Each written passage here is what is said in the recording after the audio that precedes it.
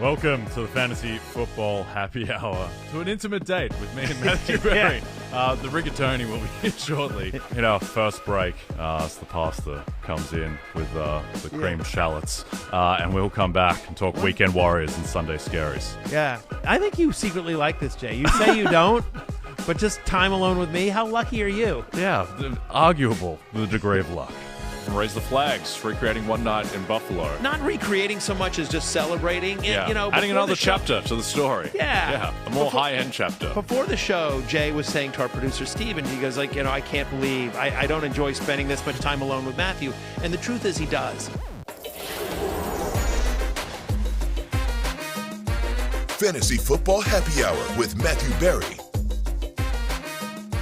Welcome to the Fantasy Football Happy Hour. Connor Rogers back with the two that just love spending time together, Matthew Berry and Jay Cratcher. Where were you guys? It's quite a scene. It's like I don't know scenes what the from an hell Italian restaurant. Scenes from an Italian restaurant. It was a romantic hideaway. In an undisclosed location in Dallas, where Jay and I's forbidden love can blossom. Yeah, it is. It's Brokeback Fantasy, is what it is. Brokeback Fantasy. Yeah. Jay Baby Stabs. Oil Brokeback Fantasy. The painting made it for me. The Claude Monet behind us. Felt like, picture of Dorian Gray stuff. Very confusing. Jay Stabs says, Connor, thank God you're back. I had nightmares of Jay and Matthew's Italian bistro date. We were this close to Lady and the Tramp style sharing one piece That's of what he. pasta. That's what he said. Yeah. That was the second part of the comment that I left out, but you did a good job. Firing it up. Look. To be clear, Jay is married happily. I am married happily. But on the road. Yes. On the road. There's different rules? Yeah. Like there's like a zip code rule? Yeah, it's a 300-mile rule. Everyone knows. Oh, the 300-mile rule. Nice. Everyone knows that. Wow. You're alone. I bet both of your wives are finding this out as they're watching the show, but I know neither of them are, so it doesn't matter. Sophia gave me a Matthew Berry hall pass years ago. 1,000%. Yeah. Everyone knows. My wife. Because she knows you won't use it. Please, Beth is like, oh, good. One less thing I have to do. It's something off her list. Oh my God. She's very happy. Love of God. Unbelievable. All right. We have an unbelievable amount to go through let's today get to it. because waiver wires you probably need help. There's so many injuries, some breakouts. Listen, we're gonna recap Monday Night Football, the doubleheader that was interesting and not so interesting for different reasons. We got Week 5 look ahead at sides and totals in last call. Let's go right into running backs here. And this time of year, this is how we're gonna start waiver wires. You need to know who's on a bye. You might be watching this and be like, oh boy, I actually do need help when I thought I didn't. Bijan Robinson, Josh Jacobs, Jalen Warren, who was hurt last week, so maybe some much-needed rest for Jalen Warren. Kenneth Gainwell, who filled in nicely for Jalen Warren, and DeAndre Swift. So with that, let's take a look at who's actually out there, and I think we have to start with the rookie, Woody Marks, right now, that is taking over the Texans' backfield slowly from Nick Chubb. D'Amico Ryans had a lot of positive things to say about Woody Marks after this weekend's win for the Texans. Exciting to see Woody show up the way he showed up, like some of the runs he made, like making guys miss in the hole, playing physical, some of our short yardage runs, him being able to get downhill in the passing game, not just the catching the ball and running, but the protection. He had some really good protection clips as well. I thought just overall, like he had a really outstanding game for a rookie to step in and play the way that he played. Really, really proud of what he did. He sparked a lot of excitement for us. Yeah, I mean, you heard D'Amico Ryans say it, just the way Woody hit the hole. Really impressive to everyone. And obviously that kills the Chubb. You know what I mean? Like nothing makes a Chubb go down in terms of value. Of course, fantasy value I'm talking about. Nothing makes a Chubb go down more than like a young Woody showing up. Yes. There's only so much I could do for this show. I just want you to know. There is only one fully chubbed running back in the Houston backfield, and it ain't St. Nick. No, it's not. the great Woody Marks. That's correct. It was taken over, and he should be the number one guy on waivers. Now, it's strange, Connor, because what happened? I was looking at the comments. I like to see the reaction after bits, see how they're working. Yes. See if it's a 6 out of 10, a 9 out of 10, sometimes a 2 out of 10. It's always better. I'm listening. Yeah. No, I think So the concern about the Texans' backfield, outside of the fact that we didn't feel great about any of these guys individually, was the offensive line. But the offensive line showed some signs of decency or decency adjacents in the win over the Titans. And Woody Marks as well, just the level of explosion, his ability as a pass catcher. So we see his carry chart just going all over the place. Also, Woody Marks offering a little bit of pass protection too, Connor? What's the name of his game? That was the thing he was best at in college, is catching the ball out of the backfield, playing a heavy pass-catching role. That's how,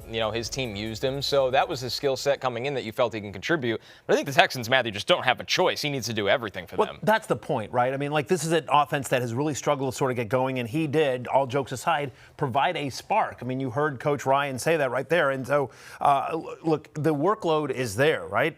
21 touches, played 58% of the snaps. He had an 86 utilization score. Again, that is a number on a scale of 1 to 100 created by Dwayne McFarland of Fantasy Life to let you know how much a player is being used, but more importantly, how much of the underlying data and metrics predict future fantasy success. And so a 86 utilization score tells you this is like a mid-tier RB2 that has the ability to rise up and be a number one running back. 18% target share in week 4. That was third most on the team. And to me, this is similar to Trey Benson last week. This is a guy that, if you've been holding on to your number one waiver spot, if you've got a bunch of fab and you're struggling, this is a push all your chips into the middle kind of game. Still no timetable for Joe Mixon's return.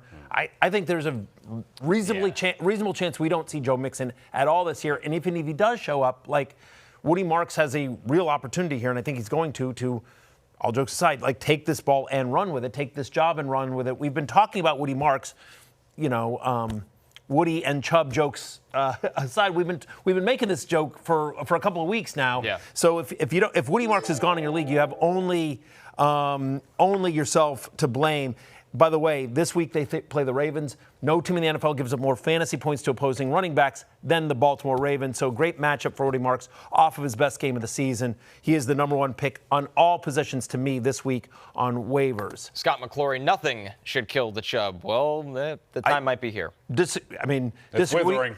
It's quivering. I mean, I'm just telling you, we love the Chubbler. The original Chubbler. The original Chubbler. The OG Chubbler. Yeah, the OC, the original Chubbler. That's right. But again, I'm just telling you, when you have a Chubb and then a young Woody shows up, the Chubb goes down. It is what it is. Everyone knows that.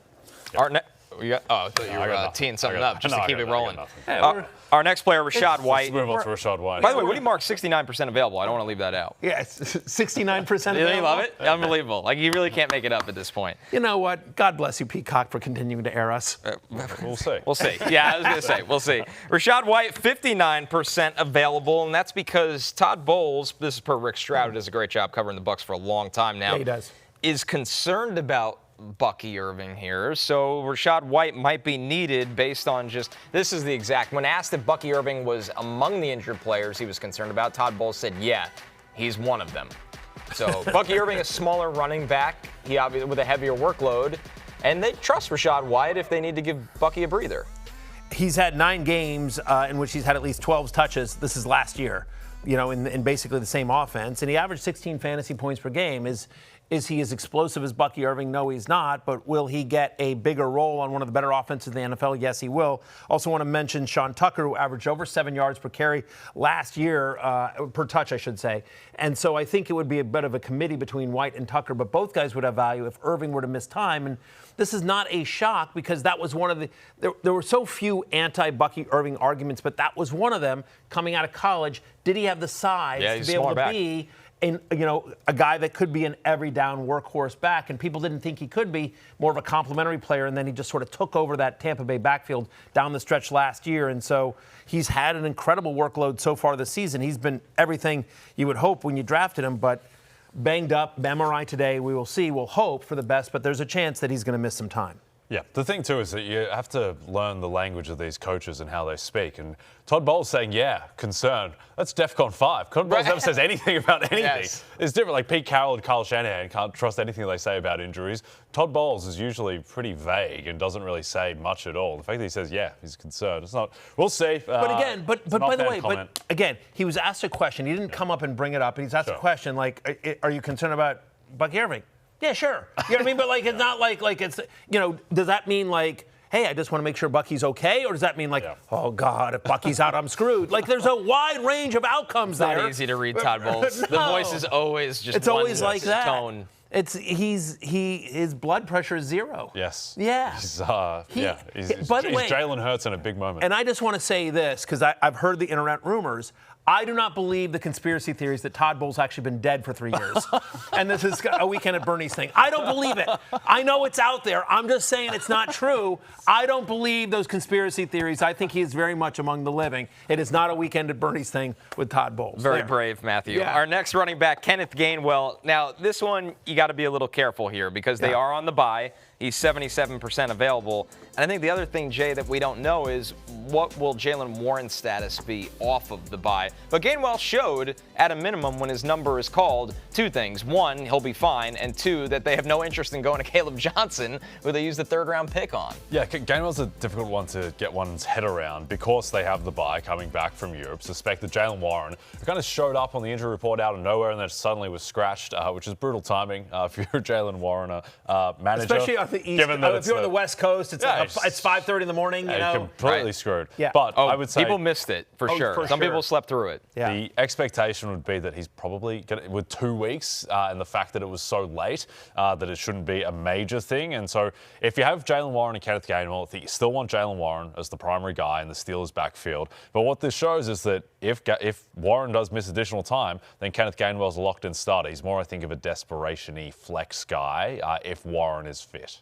Yeah, I mean, listen, they come out of the bye and they play the Browns, right? So but I think there's a couple things here. We talked about, go back a look. I had Kenneth Gainwell, on my, on 10 list of 10 and on preseason, others receiving votes on the love list as well, because we talked about this in the preseason, just you are going to be annoyed at how much Kenneth Gainwell plays this season. For all of you drafting Caleb Johnson out there, this is Arthur Smith we're dealing with. And oh, by the way, we're also dealing with a veteran quarterback in Aaron Rodgers who has no problem saying, yeah, not that guy. Aaron Rodgers has traditionally shied away from rookie running backs. He wants people that are good in pass protection, that do what they say. As Suave Man says, Arthur Smith and rookie running backs, he gets it. Suave Man understands that as well. Trying to get onto the power rankings of the regular. Suave Man, it's going to do more. You're going to need to do more than that. But it's start. It's a good start, a strong start. My point here, though, is that Kenneth Gainwell got a bigger opportunity and proved, he's already played more, it hasn't turned into production. He had the touchdown 2 weeks ago, but it hasn't turned into massive production. But he's been out there. And so, when they come back after the bye, and assuming Jalen Warren is healthy, will I have Jalen Warren ranked ahead of Kenneth Gainwell? Of course I will.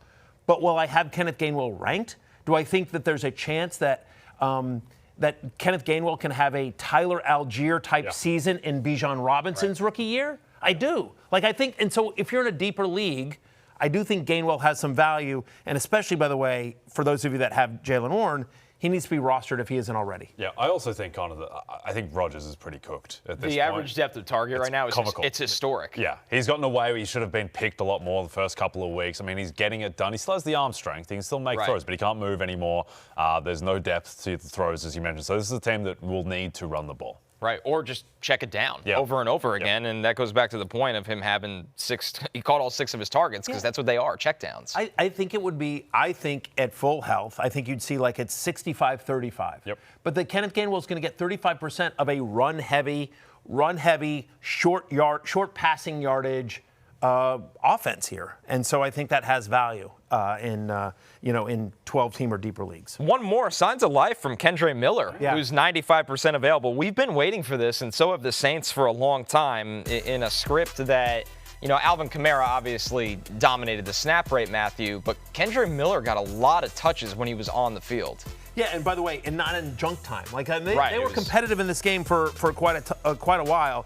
By the way, Kendre Miller's snap rate has increased every single week this season. He's got 20 touches over the past 2 weeks. And by the way, in week 4, he got 2 different goal-to-go rushing attempts. He got 50% of the Saints' red zone rushes. It's a nice matchup this week against the Giants, of course, who allow the 3rd most rushing yards to running backs this year. So potentially he's a viable flex in a week where there's four teams on a bye. But the other thing about Kendre Miller, in addition to just being sort of insurance in case anything were to happen to Kamara, I think there is a very real scenario that Alvin Kamara is not on this team in November and December, that they trade him, given where the Saints are as an offense, as a team, as an organization, and the fact that Alvin Kamara would have value to, I don't know, the Chiefs. Right. It's the you know, one that for comes to example, mind that's the right obvious away. one that comes to mind. But there are other teams as well that could be in the market for a running back. So I think there's a couple of different paths to Kendre Miller having a real significant role on this offense, and he has looked the part The so touchdown far. run especially was wildly impressive. Danny Halbing, how much fab we dropping on Kendre? 15%? I think you might have to pay a little more right now. It depends. How Right. deep a league? Who else is on the waiver wire? Do you have Kamara or not? He is more valuable to somebody that Right. has Kamara on their roster than he is to somebody else out there. 15% sounds right, but again, it's hard to say in a vacuum without knowing. Like, if you're in a 10-team league where there's a lot of guys out there, then no, you should drop like 5%. But if it's like the league of assholes where there's like nothing, then Scraps. Kendre Miller, he's a chubby leather daddy. Yes, of Sitting on my course he bench. is. Of course he He is. might actually get some run with a couple guys on by this week. There's nothing on our waiver wire. Nothing at all. It is a disgrace. It's brutal. Yeah. It's absolutely brutal. Yeah. So anyway, some of the guys that might be available in our league that I'm going to be sifting through later tonight include these guys. These are all deep league guys that are available in way over 50% of leagues. Let's start with Kareem Hunt, who's available in almost 60% of leagues. How about Brashard Smith? He had an 11% target share in Week 4, season highs in snaps and touches. And by the way, just Kareem Hunt and Isaiah Pacheco, they both look done. They both look dusty. The Chiefs need someone else at running Right. back. Breece Hall, Alvin Kamara, Brashard Smith, I don't care who it is. Someone else. Something. And so Smith has given them a bit of a spark. He's out there in a ton of leagues. I do think there's a chance that he gets a bigger workload as the season continues to go on. We've talked about Blake Corum quite a bit as well, who got 40% of their backfield touches last week. Is so important if you have Kyren Williams. Tyjae Spears, by the way, designated for return from IR. I know. Talk about offenses that need a spark. Like the Titans are just brutal. And so, maybe he gets some run. And the last one here, Connor, how about Isaiah Davis of your New York Fighting Jets? So here's the thing with Isaiah Davis. Braylon Allen, the injury looked pretty serious after the fumble. Yeah. And then the fact is, right now, this is a team that if things go as bad as they've gone, Breece Hall's a free agent after this year. They're rotating Breece Hall. Is there a world where the Jets trade Breece Hall at the trade deadline? If things continue on like this, you at least pick up the phone, which is a shame because Breece Hall has been really good when they use him. But there's a non-zero chance Breece Hall is traded where if you're stashing Isaiah Davis, if you can, on your roster, you might have a starting running back that catches the ball on a team that all they want to do is run the ball for the last 2 months of the fantasy season. That's hard to find. And isn't there a scenario, by the way, where Braylon Allen was getting some run. It doesn't seem like they want Breece Hall to be the main guy. He gets a decent amount of touches, but again, this is such a run-heavy offense that Isaiah Davis could have some standalone value, even assuming Braylon Allen is out, even if Hall is still on the roster, right? Without a doubt. And the fact is they keep taking Breece off the field at the goal line. And Isaiah Davis, he's a pretty big back. Everybody looks small next to Braylon Allen, but this is a 225-pound running back that I think would get goal line touches. Yeah. So deeper stash.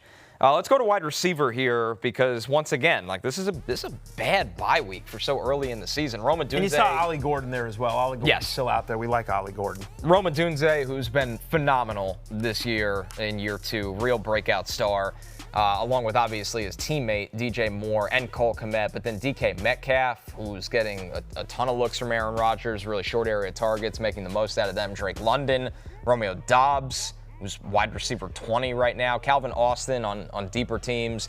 Tucker Kraft, Kyle Pitts, and Jonnu Smith. Yeah. Kyle Pitts is a top 10 tight end this year. Just when we were out. I know.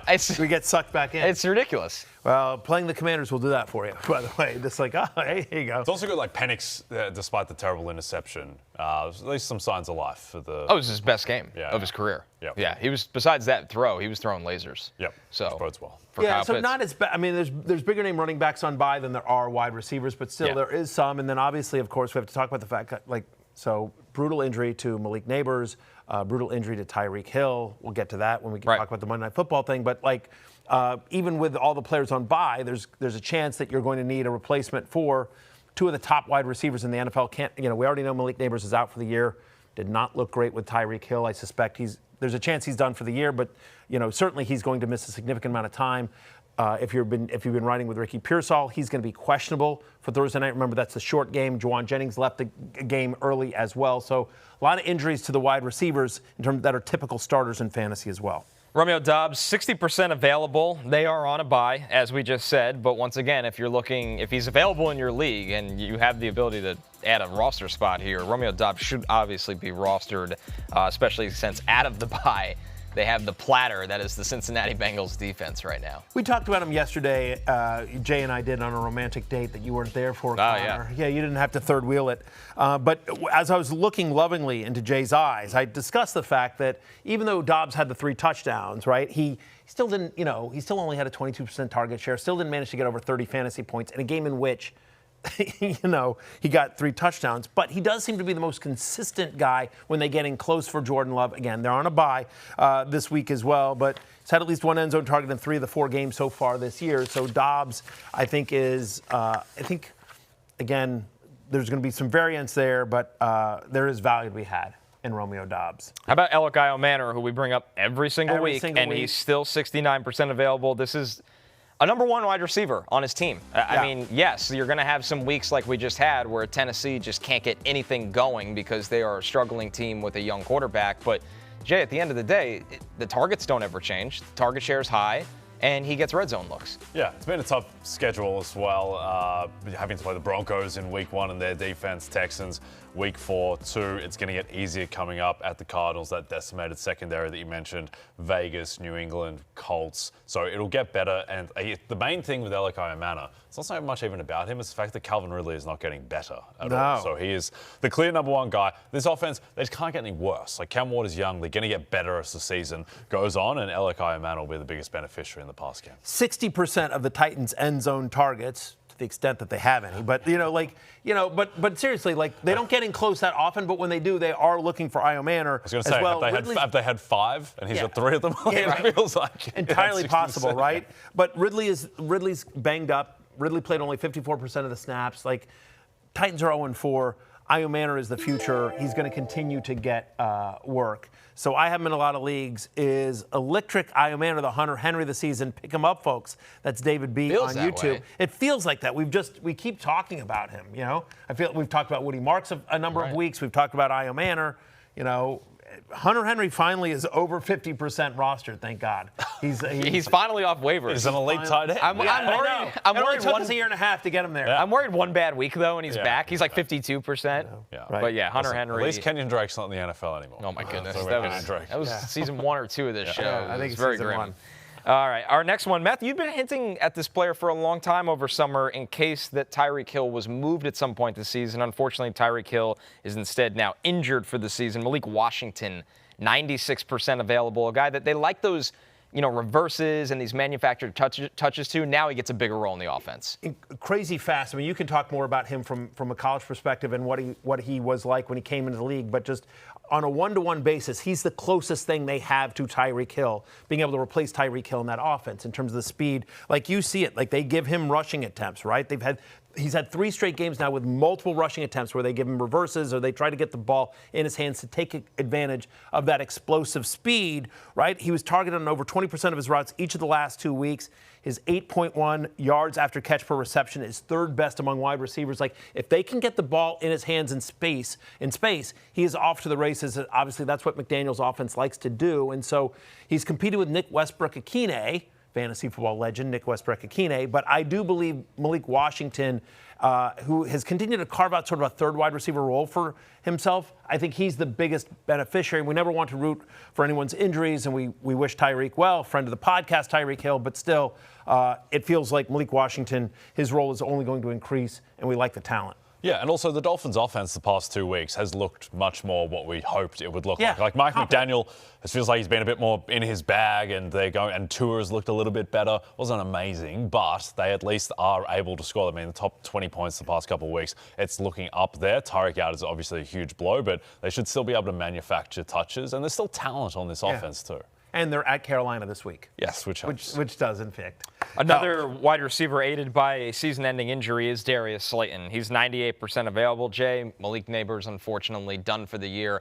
somebody has to be out there catching passes for Jaxson Dart. Yeah, that's just the reality, is that Jaxson Dart, his passing prop each week is going to be, I don't know, like 210.5. Those 210 yards have to go somewhere. Be lower. Yeah, it might actually be lower with the amount that he runs the ball too. But the yards have to go somewhere, and it's really just Darius Slayton and Wan'Dale Robinson. Those are the two guys. And Wan'Dale Robinson, after that hot game against the Cowboys, he's probably owned or rostered in a lot of leagues. So Darius Slayton might be your best option there. And Darius Slayton, he's had stretches before where he's shown signs of life. For sure. Wan'Dale Robinson is available about 51% of leagues. Darius Slayton, 98% available. I would prefer Wan'Dale Robinson over, if both guys are available in your league, I would rank Robinson over Slayton just because a longer track record of success and just, more of the, he's less dependent on any one type of play. We've seen him now go deep. He obviously gets the underneath stuff. But I do think Slayton has a chance here. 20% target share, 73% route participation last week, and obviously that's going to increase with Neighbors now fully out and for them to game plan for a season without Malik Neighbors. But both guys I think are interesting, especially they're on the road at New Orleans this week, and we like this offense. At least we like it more than we did before with Jaxson Dart under center. I think the offense is going to be, I don't know, that's going to be amazing, but I think it's going to be competent. I think it's going to be competent, and I think it's going to be better than it was under Russell Wilson. So Slate and Wan'Dale Robinson, there's value to be had there. And at the tight end position, which we'll get to in a minute. Over in Dallas, who showed that the offense actually was fine without CeeDee Lamb. Yeah, who needs CeeDee Lamb? Right. Jalen Tolbert, 96% available. KeVontae Turpin, 85% available, Barry. And I think the big thing is here, the next three matchups for them, the Jets, the Panthers, the Commanders, you should be able to throw on all three of those teams. Yeah, there's no question. 55% utilization score, or a 55 utilization score for Jalen Tolbert. Turpin just 38. So I would rank them that way. It would be Tolbert and then Turpin. Turpin, of course, such a value on special teams to the Cowboys, so he doesn't play a full complement of snaps. But, Tolbert, 83% route participation, 16% target share, had the one big catch. They also took a deep shot to him that almost connected as well. So Tolbert, I think, is sort of interesting here as long as they're without CeeDee Lamb. Turpin for deeper leagues. And to your point, the schedule gets a lot easier here. The next 3 weeks are pretty good. The key is, it's stunning that this is the case, but I think you could make the argument that Dak Prescott has played as well as any quarterback in the NFL. I would agree with you all the way. He might be, they've won one game. He's been great. He's not going to be... The team is too bad or too mediocre for him to be in the MVP mix, I think, but that's more a reflection of what's around him as opposed to his level. But he played incredible against the Eagles, obviously the Giants game to win that, and then against the Packers, he played basically a flawless game. He might just be so good and at such a level where the receiving talent, he's just going to make it work. The pass to Tolbert down the right sideline was one of the best plays I've seen in my entire life. Yeah. It's insane, the fadeaway throw. So Dak Prescott, I think you just want to buy shares of that offense. I will just say this, just so you know. So, and I'm probably revealing a little bit too much, but Jay and I were canoodling, and when he saw that Tolbert catch, he leaped out of my arms. It was just like, holy crap! He's hitting me. I'm like, I'm kind of like half asleep, kind of watching half, and Jay totally woke me up and just screamed, Tolbert. Yeah, it was exciting for a minute there. Sorry, man. I only got Monday off, not Tuesday as well. Where's Steven? Anyways, Steven's dead. Yes, it's backup producer Pete tomorrow, by the way, to really boost morale. Top wide receiver waiver targets here, guys. Just to recap, Romeo Doubs, Elic, Ayomanor, Malik Washington, Darius Slayton, both of those guys because of the injuries to the wide receiver ones of those teams. Wan'Dale Robinson, Jalen Tolbert, KeVontae Turpin. But now let's flip to the deeper league wide receiver waiver targets. If none of those guys are available in your league, you're probably looking over here somewhere with the Broncos with Troy Franklin and Marvin Mims, Matthew, and then a list of a lot more high variants. We'll talk about Franklin and Mims when we get to the Monday Night Football reaction in the next segment, but Franklin has led the team in target share 2 of the past 3 games. How about Isaiah Bond? Season highs in route participation and target share last week. Club said, unfortunately, closed for the next few weeks. Yep. His injury is serious. So Bond is, Renovations. Yeah, renovation, something. I don't know. It's tough. We love you, Club said. Hopefully you get open soon. But at the moment, Isaiah Bond feels like he's the guy that will replace him in that offense. Bond was an interesting guy coming out of college. Your guy, A.D. Mitchell, if Alec Not Pierce, my guy anymore. Yeah. Not my guy. After he tarnished your reputation. Yeah, the fumble was one thing. The hold. The hold to call back the Jonathan Taylor game-winning 60-yard touchdown. I really did not enjoy that. I'm sure. I screened some insanities at a bar in Dallas watching that touchdown run, that beautiful touchdown run get called back. But alas, he might get benched based on all the comments, because the fact that this happened last year with the Colts too, and I don't know what Sycan will do. Like, they don't have I don't think they have. If Alec Pierce is back, he's just probably not going to play anyway. But even so, I mean, obviously it wasn't a great look for Eddie Mitchell. It was definitely not a good look. But yeah, if Alec Pierce, of course, missed last week with the concussion, he's in the protocol. We'll see how that goes. But also say Alec Pierce is out there in a decent amount of leagues. If Alec Pierce is, is somebody that you could potentially stash. My hot take about the Colts being a deep, very much a Colts man now and a fan of the AFC South. I think Alec Pierce is the most talented receiver on that team. Michael Pittman will get more receptions. Yeah. Alec Pierce, with the strides that he showed in the first 3 weeks, he's not just a deep ball guy now. He's much more sophisticated route tree. Finally, Luke McCaffrey, both McCaffrey brothers scored last Sunday as well, but he was targeting 26% of the routes over the last 2 weeks. So he's still a part-time role, but like they're looking for answers there in Washington with Terry McLaurin out. And listen, we just talked about Ricky Pearsall and Juwan Jennings, both can be questionable for Thursday night. So if they can't go, and it's the early game this week, it's the Thursday night game, and you're truly desperate, Kendrick Bourne, Demarcus Robinson, both out there for the 49ers. So you're going to have to throw to somebody, and they're playing the Rams. Let's go over to the tight ends, guys, and we start with Brenton Strange, who's kind of taken the Hunter Henry role, I feel like, this year. He's 72% available. We talk about him a lot. And, Matthew, week in and week out, this guy is getting targets that probably match a lot of people that are starting at tight end in fantasy. Yeah, for everything that's broken about the Jacksonville passing offense, Trevor Lawrence likes to look for Strange. Brenton Strange had a season-high 23% target share last week, back-to-back games with 6 catches. He's led the team in receiving yards 2 of 4 games this year. So Brenton Strange, we kind of like. I feel like that's another guy. He might be this year's Hunter Henry, because I feel like we've talked about Brenton Strange, and I've made that looking for Strange joke for a month straight now. Yes, you have. Yeah. Well, listen. It's on brand for me. I run jokes into the ground. Yeah. Yes. Feed a fed horse. Yes, of course. This was supposed to be the year that Trevor Lawrence takes a leap in a new offense. BTJ's a legit wide receiver 1. Travis Hunter, potential wide receiver 2. Brenton Strange might be their best fantasy option relative to position. For sure. It's completely insane. I don't know what is going on with this passing. Also, they're 3-1, and apparently their defense is elite. It's the most strange team in the league. All right, exactly. I mean, Lawrence has been bad. I mean, he just has been bad. I mean, and if you're Jacksonville, I don't know what you do with him. He's got the big contract. Hire another coach to figure it out. That's what they'll do. Aloha Bricks, Brenton Strange is looking like BTJ out there. Again, it's not what we were hoping for. No, it's not. But again, it's the one thing that is working in this passing offense. He's led the team in receiving yards in 2 of 4 games this year. That's like a crazy stat. That Brenton Strange, on a team that has Travis Hunter and Brian Thomas Jr., could lead them in 2 out of 4 games. 50% of the games, he's their leading receiver. Our next tight end is Harold Fannin, who we often say is really just a big wide receiver. He's 63% available. With this one, Jay, listen, yes, the targets should go up because of Cedric Tillman's injury. He had 6 last week. But it kind of feels like he's just killed Njoku's value. It doesn't feel like either of them have true standalone value at the moment. They just kind of eat into each other. Yeah, which is a shame because there was that early season game where they both did produce simultaneously, though I think that was against the Bengals. That's right. A lot of people can simultaneously produce against the Cincinnati Bengals. How do you think, because it feels like we are ending, much to my chagrin, we're ending the end of the Joe Flacco era based on what he has shown. How do you think that Fannon's skill set would mesh with Dylan Gabriel? Well, they've probably gotten enough work over summer together when Gabriel was healthy, because that's usually how the rookie practice reps go. So that's a positive. And then you look at him, he's basically a big slot. Yep. And you would think a young quarterback is going to lean on the big slot, where it hasn't happened lately, but Joe Flacco was typically a guy that will throw the seam to Njoku off inline. So I would, if I'm picking one for the long term of the season, it's Fannin for me, but with Gabriel eventually taking over. But I just don't feel good about either right now, honestly. Which is fair, but just given the state of the tight end position, Fannin had a 71% route participation last week. Again, it hasn't translated into big fantasy production, but he's out there quite a bit. He's running a lot of routes. And so if we think, and it's been kind of a tough stretch for the Browns in terms of the defenses they've faced as well. But this week, it's the London game. They're playing Minnesota in London. Then they're at Pittsburgh, home to Miami, at New England. So the schedule gets easier for Cleveland here over the next 4 games. None of those are defenses that truly scare you, right? So Fannin, I think, is interesting at 63% available.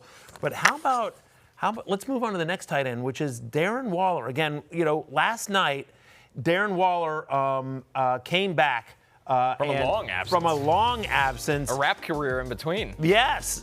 Former, it's not often you see a rapper turn into an NFL star, but that's what's happened here with Darren Waller. 16% target share, gets only 4 targets, catches only 3 balls for 27 yards, but 2 of those 3 receptions were in the end zone. He catches 2 touchdowns here, and he was targeted on 40% of his routes. Again, so he wasn't out there that often, but when he was out there, he was targeted quite a bit. And what a return. Darren Waller drinks for free today.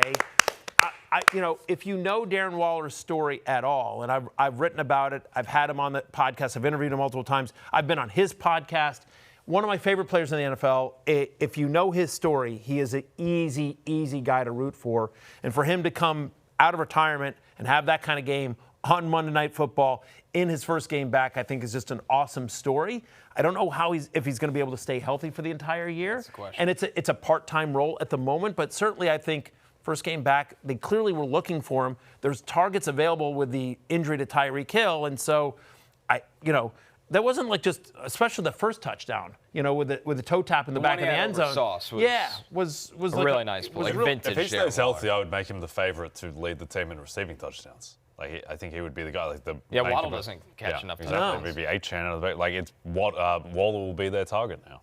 Yeah. In the outside. So anyway, Darren Waller I think is pretty interesting. He's 94% available at Carolina this week, as you mentioned, then home to the Chargers, at Cleveland, at Atlanta. So a mixed bag there as well. But we expect his workload to continue to ramp up, especially given the injury to Tyreek Hill. The last one with a lot of availability, Mason Taylor, 94% available for Mason Taylor after his best career game against Miami, where it was kind of a homecoming for his family. He had a lot of family members there, and Mason Taylor went off. He had 7 targets, 5 catches, 65 yards. This is the Jets' number 2 wide receiver. They're not good at throwing the ball, right? But this is now officially the Jets' number 2 wide receiver. Yeah, again, we'll get into this a little bit more in the next segment, but it felt like, again, that passing offense a little bit out of rhythm. Didn't feel like it got going till the fourth quarter, but still, it's also just Justin Fields' first game back. What? It felt like watching Army. A little bit, right? That's what it felt like. Yeah, a little bit. Yeah, it was definitely a military school type offense. But when they did throw, if it wasn't Garrett Wilson, it was Mason Taylor. I know that, Connor, because you and I talked about him at the draft, I know coming out of LSU, you really liked him. I think he was your number 3 tight end? Yeah, I'm pretty sure. It would have been Arroyo at 2, and then, of course, Tyler Warren, and so probably 4. Loveland, right? Yeah, but definitely warranted of a top 50 pick, a guy that can play on the line of scrimmage. He's got really good hands. He's a good player. You could see it last night, even in all the dysfunction of the Jets, how consistent he was every time they threw him the ball on the target. And Aaron Glenn spoke a lot this week, we need to get him more involved, and coaches usually they don't live up to what they say, and that's one that's going to live up to it for the Jets. Let's go to some deep league guys as well. If those 4 guys are not available, how about Dalton Schultz, who's now had 5 or more targets in 3 or 4 games this season, 18% target share. Isaiah Likely in his first game back last week ran only 3 fewer routes than Mark Andrews. He's younger. Mark Andrews is not. We mentioned Theo Johnson. Again, with Malik Neighbors and that massive target share no longer available for Jaxson Dart, Theo Johnson, who's gotten a red zone target in every single game this year, had a 25% target share last week, got into the end zone. They designed a quick little shovel pass for him that worked out. I do think Theo Johnson be a bigger part of the offense moving forward, especially with Jaxson Dart under center. And somebody we mentioned last week as well, Oronde Gadsden, my guy from Syracuse, Oronde Gadsden II, 46% snap rate last week, up for 25%. Will Dissly is banged up. We like this Chargers passing offense. They're clearly not passing it to McConkey. So you know what I mean? It's going to go somewhere. Right. And anyway, Gadsden at the end of a long list in terms of deep league mentions, but it's worth mentioning him as well. Let's go to the quarterbacks, and quite a few big ones on the bye. Caleb Williams and Jordan Love, very notable. Aaron Rodgers and Michael Penix in deeper leagues or super flex leagues, which means you might be looking for a streamer this week, and that pivots us to Jaxson Dart, who won his first NFL regular season start, really on his legs. 54 rushing yards, that rushing touchdown on his first drive of the game. Brian Dable spoke on Jaxson Dart's debut. He made some really, really good plays on some scramble plays and loose plays and kept the offense in really good, favorable situations for most of the night. As good as we've had all year relative to just playing on time, first down, second and short. But again, there was a lot of things we need to clean up with him, and that's what we're doing right now. I'm sure he'll be the first to say that. But, I was very pleased with the command that he had, the decisions that he made. Good debut. It was an encouraging debut. That was the word I used on our date yesterday with Jay. An encouraging debut, right? He finishes as a top 10 fantasy quarterback last week. He's still available in about 77% of leagues. He is a QB1 the rest of the way. Like, if I'm in a QB needy league, if I need a quarterback, like if I went into the season thinking like I was going to, Trevor Lawrence or whatever, or Joe Burrow, and I've been sort of trying to piece it together, like, I think Jaxson Dart is a top 12 fantasy quarterback the rest of the way. I prefer him to Daniel Jones, who's like the other big sort of free agent quarterback that's emerged so far this year. You agree with that? Well, the thing with Daniel Jones is that I think the thing with Dart is that I think there's going to be a bigger gap between his real-life NFL value and his fantasy value than any other player in the sport. I think Daniel Jones will be a much better quarterback. The issue with Daniel Jones, yeah, that's right too. The issue with Daniel Jones is that he's just not running the ball as much, which I think they want to keep him healthy and upright. And also, the weird thing with the Colts as well, a big possible appeal of Daniel Jones was that he was going to get these tush-push sneaks at the goal line. There's 3 guys who get carries at the 1 for the Colts, and they play 3 different positions. There's a quarterback, a tight end, and a running back who are all getting those. So, I think it's close. I think the issue is that his schedule is going to get brutal after they play my Saints. My Saints, by the way, favored in an NFL game in the year 2025, just narrowly. But after that, it's Philadelphia at Denver at Philadelphia. But he's going to be in throw scripts, or at least he's going to be in drop back scripts where he can run the ball. That's the thing. I agree with you. I think if I was starting an NFL franchise for this year, you'd rather Daniel Jones than Jaxson Dart. I think long-term, actually, Dart has some real upside as an NFL franchise quarterback. But fantasy-wise, this is what I talk about. He is going to run. And honestly, I'm not worried about, just like we saw Justin Fields last night, I'm not worried about him playing the Eagles, the Broncos. Will he be running for his life? Yeah, probably. Will that turn into fantasy points? 100%. Jaxson Dart is a top 12 fantasy quarterback the rest of the season. It's not always going to be pretty. A lot of it's going to be in junk time. But fantasy points count all the same. And so Dart certainly has a nice matchup with New Orleans this week. Saints have allowed the 5th most fantasy points to quarterbacks. One more just because he meets our threshold. Matthew Stafford is 57% available. They have the short week against the Niners on Thursday Night Football. So worth checking. Unlikely, but worth checking. Yeah, 3 straight games with multiple touchdown passes.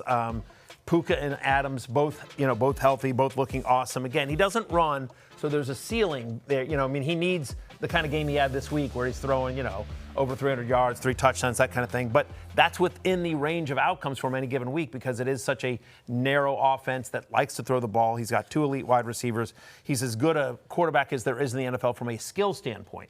Matthew Stafford can make all the throws. He's a veteran quarterback. So, you could do worse than Matthew Stafford. All right, the top quarterback targets, just to quickly recap here, Jaxson Dart and Matthew Stafford, but the deeper league targets include Tua Tagovailoa. They have the Panthers week 5, and as Jay pointed out, there's some signs of life from Mike McDaniel's offense, at least in recent weeks, and that might be matchup dependent, but that's not changing this week against the Panthers. And then how about Sam Darnold there, Matthew, who's been really good when they actually let Sam throw the ball? Second in yards per pass attempt this season. He's had 3 straight games with at least 15 fantasy points. Is there a ceiling there? Not really, but it seems there's a decent floor. Darnold has played well. And then finally, I'll just mention Marcus Mariota. It's worth holding on to him until we know for sure that Jaden Daniels is back. We just don't know. We thought he'd be back last week. He wasn't. The expectation is... Yeah, the expectation is that he will return this week for Washington on the road to the Chargers, but we just don't know yet. So I would hold on to Mariota at least until we know for sure that Daniels is definitely back this week. By the way, Carolina bottom 2 in the NFL in terms of pressure rate. Tua's going to have a clean pocket. Yeah, he needs it. Yeah. If you need a defense, the Cardinals have the Titans. Brian Callahan's team it's not going very well. The Browns are playing the Vikings, and we'll see, obviously, Carson Wentz show. He's going to get sacked 14 times. Yes, he will. The Giants are playing the Saints, and the Giants' defense looked good last week against the Chargers. You got to tip your cap to them. Much improvement from Shane Bowen's defense. The Colts have the Raiders. Geno Smith thrown a lot of interceptions this year, or should be interceptions as well. Yep. We're going to take our first break. Still to come, how low is too low for ranking Jamar Chase and T. Higgins after another ugly outing? We recap Monday Night Football right after this.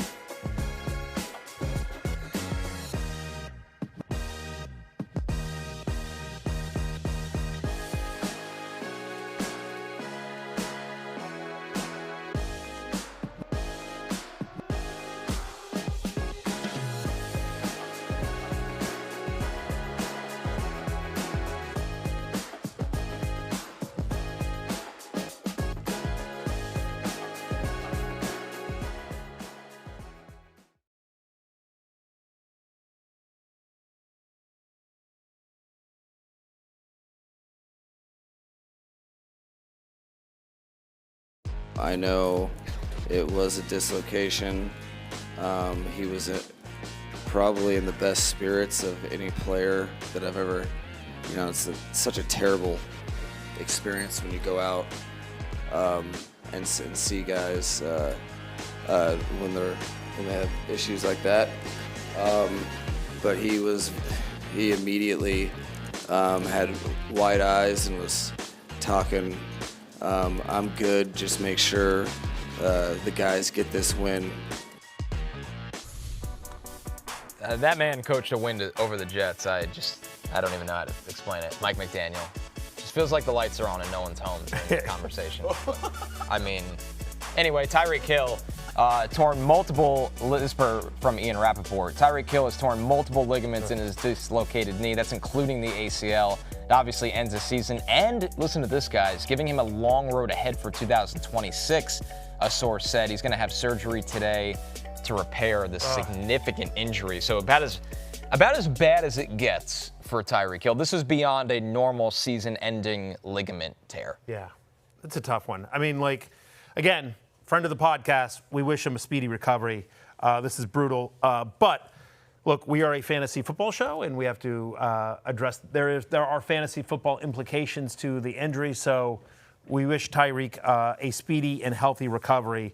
That'll be a story in the offseason. Will he be ready for next year? And what happens with his career? But as we talked about in the previous segment, I think the fantasy beneficiaries of the vacated target share here are Malik Washington and Darren Waller.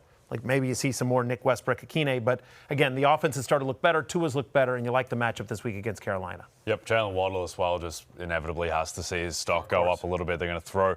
Can they throw even more to Devon Achane out of the backfield too? Yeah. As we look at the notable fantasy performances out of that game, Justin Fields, Touche, Connor, you're right. They're probably the biggest gap between fantasy value and real life value is. You look up and you're like, Justin Justin Fields got me 30 points again in a game where the Jets didn't look pretty. No. Garrett Wilson as well, after a very rough first half, just ridiculously gets that touchdown wiped off for the alleged OPI. But it should have been a bigger night, right? Yeah. You should have had the 2 touchdowns. Yeah. Ridiculous. They never call that. Yeah, it was insane. Even in real time, it's just like, what am I looking for here? But Garrett Wilson, I think that, look, it's encouraging that he is able to have those type of games. If you do kind of retrospectively give him the second touchdown that he should have had, then it looks like a much better night. I think that you just have to hold on to him for now, unless. Connor, would you try to trade high? Because looking at that offense was so bad, and I'll tell the you box why score looks better than the NFL game. I'll tell you why I wouldn't. And this isn't homer or bias or anything. I think the Jets' defense is so bad that they are going to live in these scripts. Yeah. Where Garrett Wilson might have a career year across every catches, maybe not catches because of the lack of volume throwing, but yards and touchdowns. The defense is this bad. Yeah, might be worse than the league. And even if they just lose all faith in Fields, Tyrod showed you last week he can get the ball to Garrett Wilson. Yeah. That's true. So I think it's at the point where I don't want to sell. I'm not saying that he's this huge buy right now, but I think this is sustainable because of how awful the scripts are that they play in. We talked in the previous segment about Isaiah Davis with the Braylon Allen injury. We've talked about Mason Taylor as well, his emergence, sort of the number 2 pass catcher for this offense.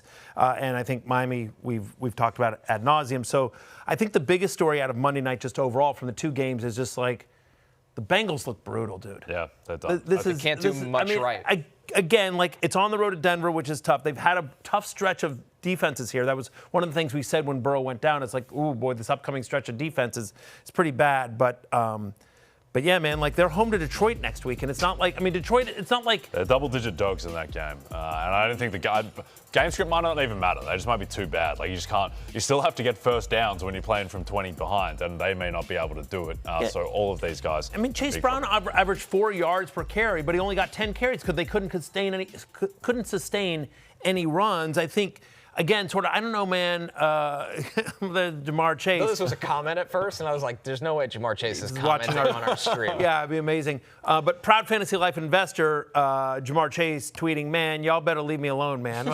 I get it. Leave Jamar alone. It's not his fault. It's not Jamar's fault at all. Jamar's always open. You just got to get him the ball. Guy had a 36% target share in week 4, but just they're not getting him the ball. Wide receiver 39, wide receiver 53. Those are his finishes over the last 2 weeks, right? Finished he wasn't a top 50 wide receiver this week, and I get the Pat Surtain stuff, but still. I believe in his talent. I'm not sure I believe in Jake Browning's or this offense. He's probably more of a, from a guy that was drafted number 1 overall and the number 1 wide receiver, I think he's now like a top 15-ish wide receiver at the moment. And that's just banking on talent and volume. And banking on them getting a new quarterback. That's for the the next 3 weeks. They have to make a move. They have to make a move. Higgins, I'm ranking probably in the 30 to 35 range, and Chase Brown is like in the 20 to 25 range. He's more of a high-end flex, but just Jake Browning and that offensive line have just killed this entire offense. It looks bad, and hopefully better at home against the Lions this week, but that's better than being on the road at Denver. But it's not. Lions are on a war path right now. I know, man. And then they're at Green Bay, and then they're home to Pittsburgh. Waiver. Sunday night, it's an AFC East showdown when Josh Allen and the Bills defend their home against Drake May and the Patriots in primetime. Coverage of the battle begins at 7 p.m. Eastern on NBC and Peacock. We got one more break, but last call is next. Find out which sides and totals we're betting for early line alert right after this.